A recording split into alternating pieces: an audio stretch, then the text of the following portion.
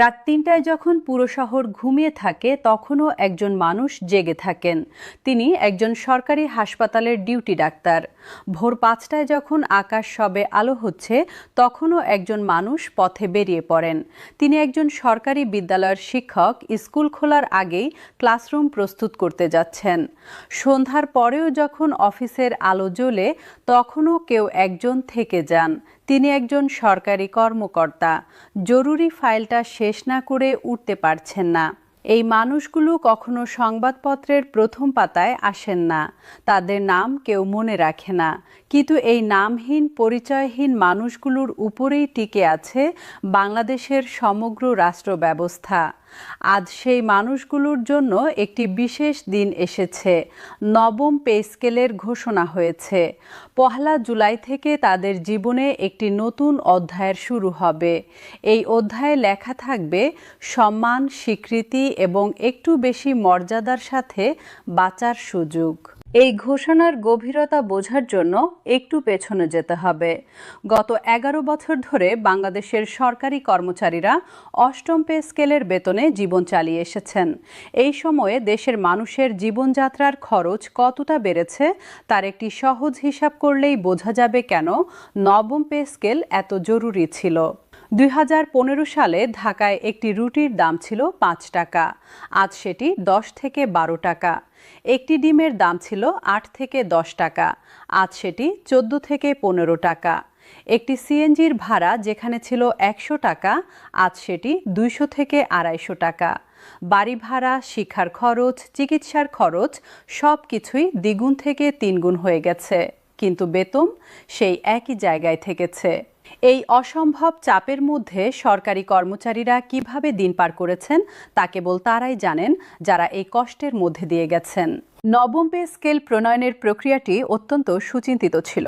বেতন ও চাকরি কমিশন গঠনের পর থেকে চূড়ান্ত সুপারিশ পেশ পর্যন্ত প্রতিটি পদক্ষেপে মাঠের বাস্তবতাকে প্রাধান্য দেওয়া হয়েছে।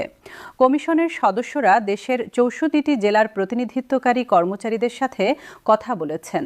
শুধু কথা বলেননি, তাদের মাসিক আয় ব্যয়ের বিস্তারিত হিসাব নিয়েছেন। একজন প্রাথমিক বিদ্যালয়ের শিক্ষক থেকে শুরু করে একজন সচিব পর্যন্ত সবার পারিবারিক আর্থিক পরিস্থিতি বিশ্লেষণ করা হয়েছে।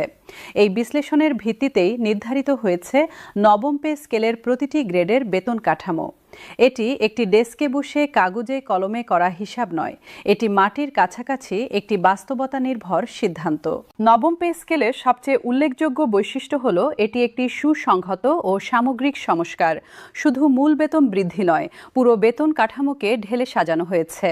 প্রতিটি ভাতা, প্রতিটি সুবিধা, প্রতিটি বিশেষ বিধান সবকিছুই পুনরায় মূল্যায়ন করা হয়েছে এবং বর্তমান বাস্তবতার সাথে সামঞ্জস্যপূর্ণ করা হয়েছে।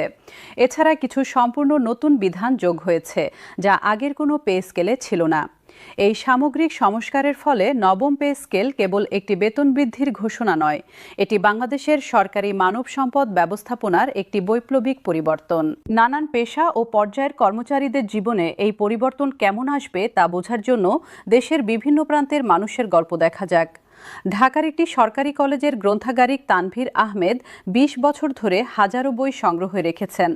শিক্ষার্থীদের পড়াশোনায় সহায়তা করেছেন, গবেষণায় উপকরণ সরবরাহ করেছেন। এই বিশেষায়িত কাজে তার মূল্যবান অবদান আছে, কিন্তু অষ্টম পে স্কেলে পেতেন মাত্র ২২,০০০ টাকা।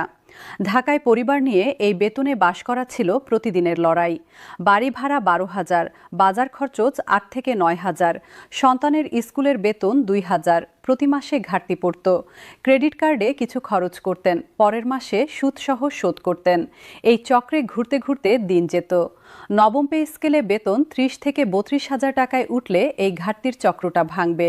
ফেনীর একটি সরকারি হাসপাতালের একজন ফার্মাসিস্ট সুমাইয়া আক্তার প্রতিদিন শত শত রোগীকে সঠিক ওষুধ সরবরাহ করেন, ওষুধের মিথস্ক্রিয়া যাচাই করেন, ডাক্তারের প্রেসক্রিপশন বুঝিয়ে দেন।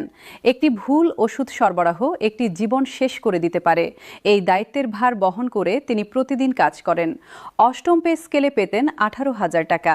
ফেনী শহরে একটি ছোট ভাড়া বাসায় থাকেন। মাস শেষে কিছু উদ্বৃত্ত থাকে না। বাবা মা গ্রামে থাকেন, তাদের কাছে কিছু পাঠানো হয় না কারণ সামর্থ্য নেই। নবম পে স্কেলে বেতন 25 থেকে 27,000 টাকায় উঠলে হয়তো মাসে 2 থেকে 3,000 টাকা বাবা মার কাছে পাঠাতে পারবেন। মৌলভীবাজারের একটি চা বাগান এলাকার সরকারি উপস্বাস্থ্য কেন্দ্রে একজন উপসহকারী community medical officer Rabiul Islam প্রতিদিন চা শ্রমিকদের বিনামূল্যে চিকিৎসা সেবা দেন। এই চা শ্রমিকরা দেশের সবচেয়ে সুবিধাবঞ্চিত মানুষদের মধ্যে একজন। তাদের জন্য এই স্বাস্থ্যসেবা অমূল্য। কিন্তু যিনি এই সেবা দেন, অষ্টম পে স্কেলে তিনি পেতেন মাত্র 15,000 টাকা। চা বাগান এলাকায় জীবনযাপনের কষ্ট আলাদা, কাছে কোনো শহর নেই, বাজার দূরে, সুযোগ সুবিধা সীমিত। নবম পে স্কেলে বেতন বৃদ্ধির পাশাপাশি প্রত্যন্ত এলাকার ভাতাও বাড়বে। মোট আয় 22 থেকে 24,000 টাকায় উঠবে। কুষ্টিয়ার একটি সরকারি আবহাওয়া পর্যবেক্ষণ কেন্দ্রের একজন আবহাওয়া পর্যবেক্ষক মাসুদ পারভেজ প্রতিদিন 24 ঘন্টার মধ্যে নির্দিষ্ট সময় অন্তর আবহাওয়ার তথ্য সংগ্রহ করেন এবং কেন্দ্রে পাঠান। এই তথ্যের উপর ভিত্তি করে আবহাওয়ার পূর্বাভাস তৈরি হয়। বন্যা ও ঘূর্ণিঝড়ের সতর্কতা জারি হয়। কৃষকরা আবাদের পরিকল্পনা করেন। এই গুরুত্বপূর্ণ কাজের জন্য অষ্টম পে স্কেলে পেতেন মাত্র 14,000 টাকা। নবম পে স্কেলে বেতন 19 থেকে 21,000 টাকায় উঠবে। যশোরের একটি সরকারি কারিগরি প্রশিক্ষণ